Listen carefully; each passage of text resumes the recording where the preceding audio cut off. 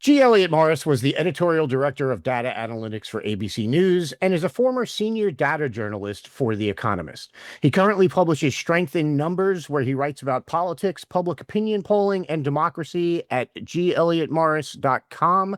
And he joins me today to talk about what the numbers can tell us about both the Los Angeles and No King's Day protests. Elliott, thank you so much for being here. Yeah, thanks for having me on, Andy. Absolutely. So let's start with No King's Day. You've been leading a crowdsourcing effort to try to determine just how many protesters there were across the country.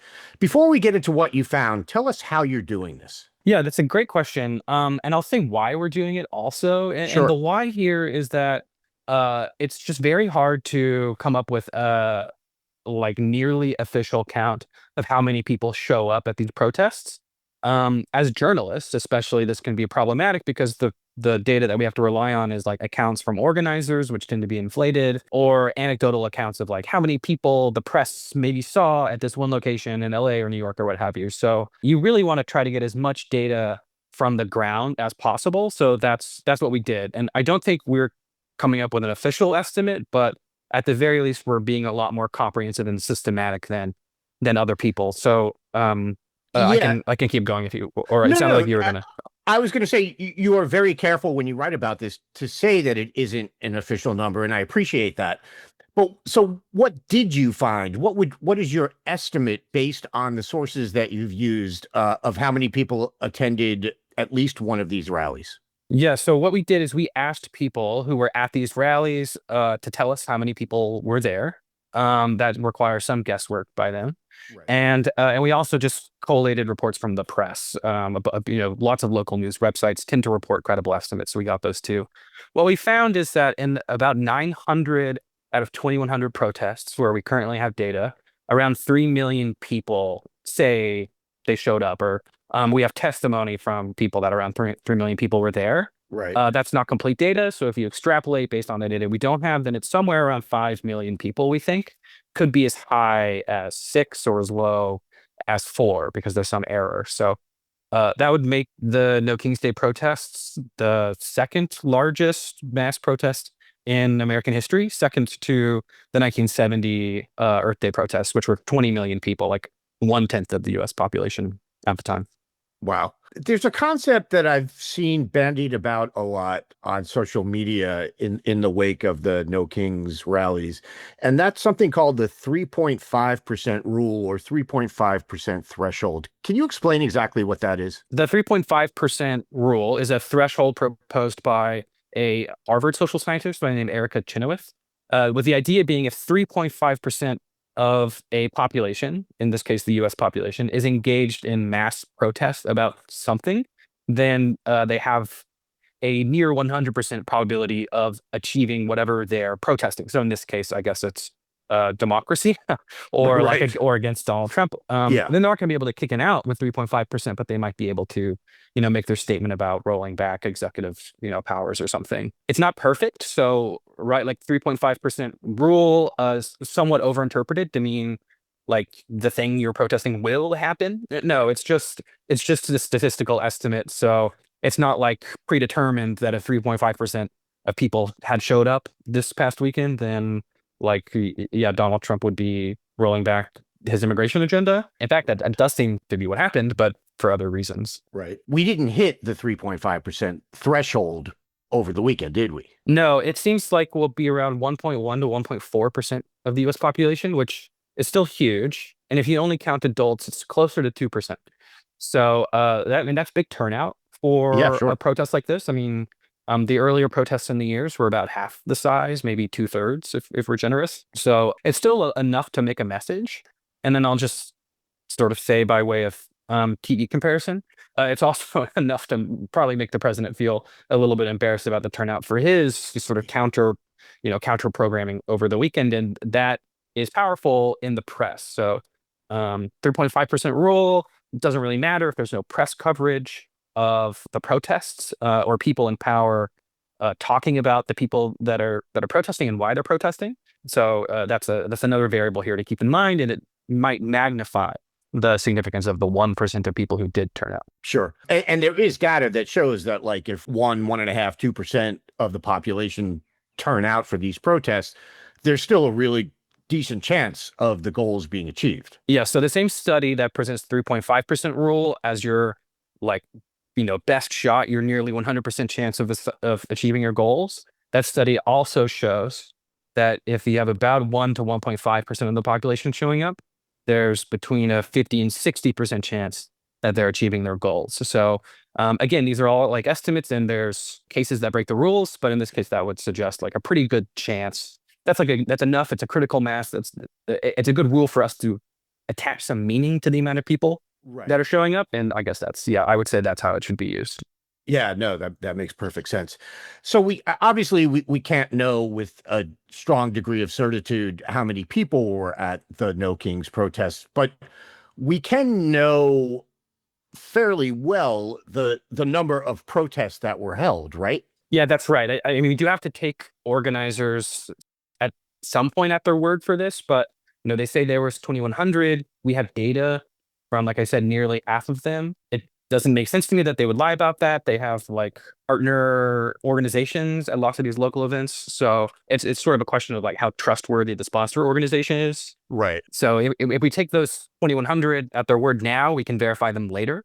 And that's what some social scientists at Harvard, including Erica Chenoweth, and the crowd counting consortium will do over the next couple of weeks. I guess this is a pretty huge batch, so it might take more like a month.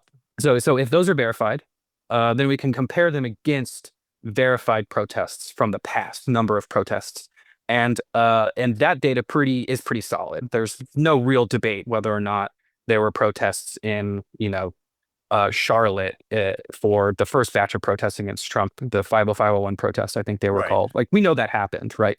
And so we can compare what we had this time with how much we had in previous months, and we can do that also with the number of protests we had in 2017, for example. And those numbers are a lot more credible. There's less uncertainty, and for the impact, it's a lot worse for the Trump administration. There's about 15,000 protests cumulatively since he took office at this point in his second term. At this point in his first term, there was closer to 5,000. So we're like Wow. a 3x increase in protest activity since this point in Donald Trump's first term. Wow, that's pretty incredible. And as you said, that's over the same time frame in both terms. Yeah, about 5 months. Wow. Yep. I want to shift a little bit to the ongoing anti-ICE protests in Los Angeles. What does the public polling tell us about that? Are the protests themselves popular? Are the Trump policies and actions that have led to the protests popular? What's going on there? So there's a bit of a paradox here. The polling shows us both that the average American responding to these surveys does not view the protests or the protesters themselves very favorably. It's not that they're unpopular. It's about an even split between the share of people who think they're favorable and those who are unfavorable, or those who approve and disapprove of their actions. But at the same time, polls also show that Donald Trump's response to the protests have been negative and have been worse than the popularity of the protesters themselves. So across 3 surveys conducted last week, that's pretty early, so not everyone has heard about the protests yet. Right. So take that with some amount of uncertainty. The average poll shows between a -5 and -10 approval rating for Trump on his response to the LA protests, which is significantly worse than how people view about the protesters themselves. And they're particularly opposed to the use of military force and the deployment of the Marines as well. So that makes sense, because I guess there's a general American tradition to like not have military in the streets, Well, yeah. like policing First Amendment rights. But before we even get there, the polls typically say this is unpopular. Gotcha. Yeah, there used to be we used to be sort of proud of the idea that we did not send in the Marines domestically. Yeah, I mean, like, imagine lots of the Tea Party protesters, Yeah. like the things that they were saying in 2009 was like, hands off my guns, do not like police my speech. Those are some of the same people now who are saying send in the Marines, right? So political coalitions do shift over time, and so do priorities, I guess. Yeah. You noted in the piece you wrote for this about this, you noted an interesting fact in the crosstabs of one of the polls that the more closely Americans are following the news in LA, the less they like the idea of soldiers in city streets. Can you break that down? So the people who told the George Mason University poll with the Washington Post that they follow the news closely, and that's just how much they say they follow the news. There's no Right. real way to verify that, just for what it's worth. Those people disapprove of Marines and National Guard being sent to the LA protests by about 10 to 15 percentage points. And there's about a 20-point gap on the other end in favor of military response among people who do not pay attention to the news. And there's a couple of reasons that this might happen. First off, like, you could side with the protesters the more you watch them. That's Right. completely plausible. It's also possible that the people who follow the news are just more democratic on average. We know that's typically the case. Democrats read and watch a lot more news than Republicans do. So it's also possible that that group of people is just more democratic. I suspect it's somewhere in between, Mhm. because we do see this finding repeated across surveys. And in some experimental evidence in our Strength in Numbers Verisight poll from a couple of months ago, if you informed people who did not listen to the news about immigration policy, they tended to become less favorable of the administration's response on immigration policy, particularly in the case of Kilmar Abrego Garcia.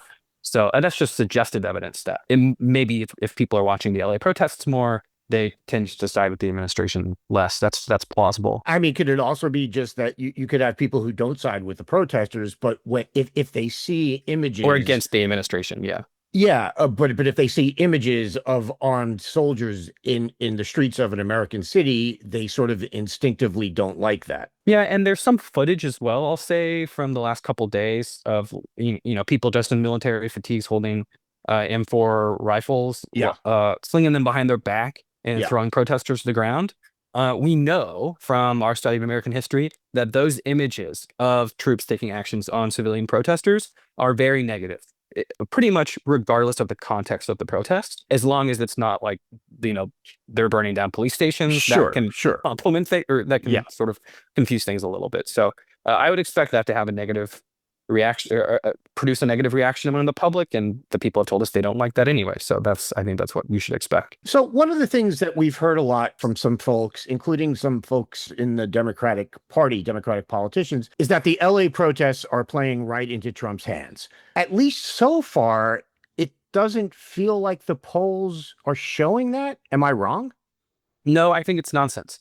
I think that this narrative is the press's first reaction, or most people in the mainstream press's first reaction when they see images of cars on fire, or they just hear about unrest in the streets.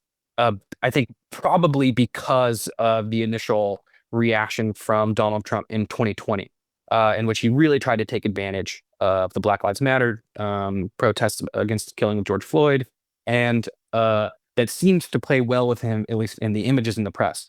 In reality, what we know from 2020 is that those protests helped Joe Biden. So studies of those protests after the fact find that places there were more protests, there was about an extra 0.5 to 1 percentage point change in Democratic vote share. So I think we should probably expect the same thing here. And I think that these pundits probably need to read some of the political science more and just sort of steep themselves in the polling data, and that these assumptions that like protest activity and potential violence are bad normatively, and baking that onto the public's reaction are probably just some lazy assumptions, some priors that need to be updated with data. That's how I characterize them in my articles. Yeah, no, that to me is so interesting because it seems to be sort of a truism that anytime there's protest activity on the left, it's good for Republicans, but also anytime there's protest activity on the right, it's good for Republicans. Right, or like the use of military force against civilians would somehow like work out to Trump's advantage if those people were troublemakers, or like speaking up for their rights if they weren't indeed, if they in fact weren't violent. So yeah, I just think there are like all sorts of assumptions going on here in people's brains, and this is a case where being data driven and empirical probably gets you closer to the truth. Yeah. So you've got a new poll just out today, right? A Strength in Numbers Verisight poll.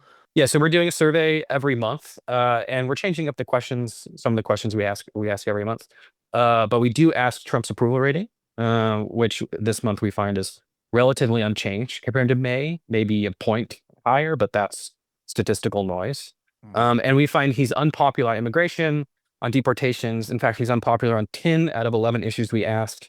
The only exception is on border security, where he's pretty popular. I think his border wall might even be the most popular part of his immigration policy platform, funnily enough, considering how it was covered in 2015. And there's lots of other goodies in there as well. There's some advice on Democratic strategy based on other survey experiments we ran, similar to this one I've referenced on Abrego Garcia. We'll keep doing it, and we want it to be interactive. So if you have ideas about, if your listeners and watchers have ideas about what questions they want to ask, they're welcome to come suggest some things for us so we can prod the American public on things that the public actually cares about.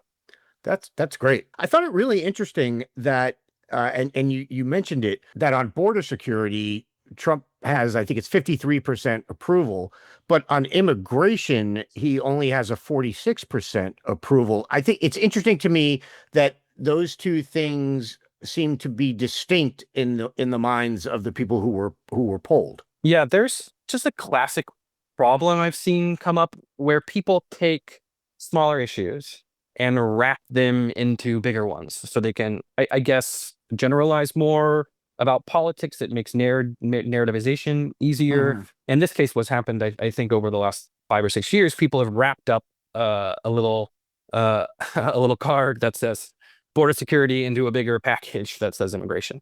Right. And in fact, that doesn't seem to be true, because immigration also contains a lot of other smaller issues like Sure. deportation, which we poll about, and maybe even like protests about deportations and about immigration can also be coded as immigration. So this is another case, I think, where there's some assumptions being made about what the people think of when you say the word immigration. Right. And I think what we found out is that is actually different. The pictures people have in their brains about immigration is different than the pictures that lots of political writers and pundits have in their head when they write about or when they think about immigration. And it's time to recalibrate that as well. Yeah, and that's what I found interesting about it, because they're not 100% separate. Like they overlap in a Venn diagram. Right. There's two circles there, but it's not the same circle. Yeah. Right. Exactly. Thank you. That's what I was trying to say.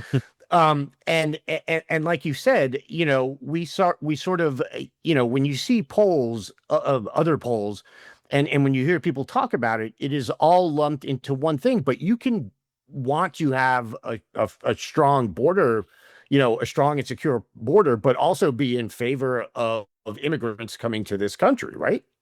Yeah, that's true. And it's great setup as well. That's one thing we tested in our survey. So we wanted to know whether, there's a bigger debate about whether or not Democrats should be talking about immigration less. Setting that partially aside for now, we tested the efficacy of a more moderate, let's say, position for the party on immigration, which was, and I'm putting moderate here in quotes for people that are listening. It's moderate seeming because it's a strong border security position. Secure the border, build the wall, militarize it, do what you have to do to decrease illegal crossings. That's the position that we're putting forward for people to test. But we also say create a path for immigrants who are here. So amnesty. This will be familiar to anyone who's aware of the 2013 border compromise that never passed in the Senate. This is pretty much the Democratic Party's position before 2016. And we find that is a pretty significantly persuasive message to people, and potentially it is the stronger one for the Democratic Party. But we don't have conclusive evidence on exactly what they should say. But that is suggestive that people can both want immigrants who are here, who have been here for 10 years, even if they crossed illegally, they have kids, whatever, to stay, and also to limit border crossings. That's it's completely plausible that people would have those ideas and they're at the same time. Right. Who would have thought? Yeah, for sure. Elliott, this is all super fascinating, and thank you so much for joining us. And folks, go to gelliotmorris.com. That's Elliott with 2 L's and 2 T's. That's right. Thanks, Andy. Yeah, and thanks again for being here. I really appreciate your time. Yeah, thanks for having me on. This was great.